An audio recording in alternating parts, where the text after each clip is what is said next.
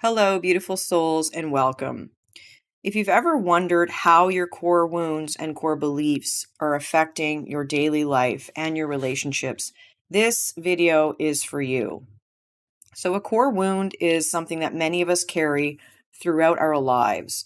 It's an emotional wound that we form from the suppressed pain and trauma that we experienced in our childhood. And from the core wounds, we create our core beliefs. The base of all of our core beliefs is fear, and your core belief can be anything from rejection, abandonment, unworthiness, or a type of lack. And these core beliefs can be very challenging to heal, but it's essential to not only recognize them, but to work through them and heal them so that you can go from a life that's unconscious to a life that is conscious. The core wounds run deep, and they will get triggered by experiences that we have as adults, primarily relational experiences. They defy our intellect because they are deep in the subconscious mind. And the only way to truly heal these wounds and these core beliefs is by allowing ourselves to face them and feel the pain of them. When core wounds are triggered, they can create a physical manifestation, a type of reaction in our body. People have reported feeling dizziness, difficulty breathing, increased heart rate, and even panic attacks. So let's have a look at the most relevant core wounds and core beliefs. First, we have the rejection core belief, which develops from instances when our parent pushes us away or ignores us in childhood. This might mean that we're actively dating and connecting with people who end up ghosting us or who end up being emotionally unavailable. This core belief results in the need for attention, the need to be seen and heard. It can cause us to become clingy and needy of our partner, sometimes even demanding with them. The next one is the abandonment wound and core belief, which develops if one of your parents was inconsistent, unpredictable, or absent. This might mean that in your adult relationships, you choose people who make you constantly feel worried that they will abandon you too.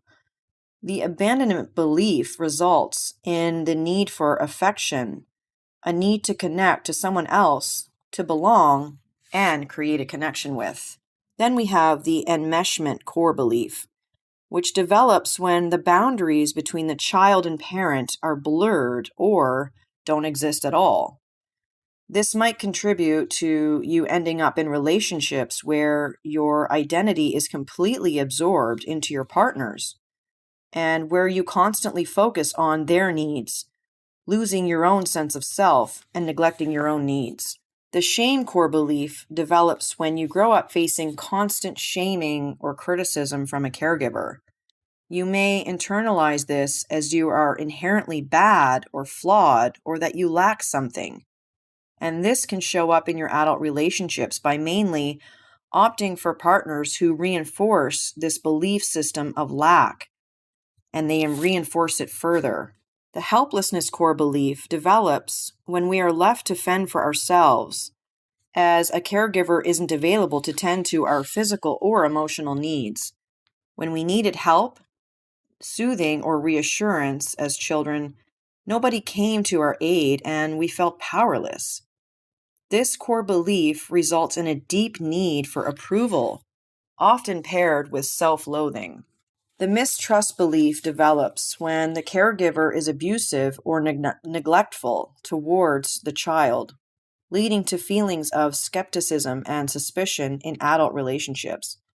With this core belief, you might end up dating people who prove this distrust is well-founded, which then creates a self-fulfilling prophecy and solidifies the core belief system. All of our choices and actions are driven unconsciously to protect our wounds and core beliefs, and in doing so, we wound other people and unintentionally cause them harm and pain.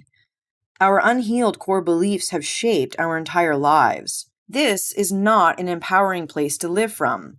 So much of our life is spent on self-protection in a state of fight or flight and playing defense, and it keeps us smaller than we came here to be. It keeps us from sharing our unique gifts to the world. When we become aware of our unresolved, unhealed wounds and beliefs, we can face them and heal them. And when we do, we then free up our life force energy to consciously create as we were meant to, rather than guard, protect, and defend ourselves all the time. When we're stuck in the fear of our core wounds and core beliefs, we tend to unconsciously pour salt on the wounds of others. When we bravely choose to heal these wounds and beliefs, we can inspire and contribute to the healing in others.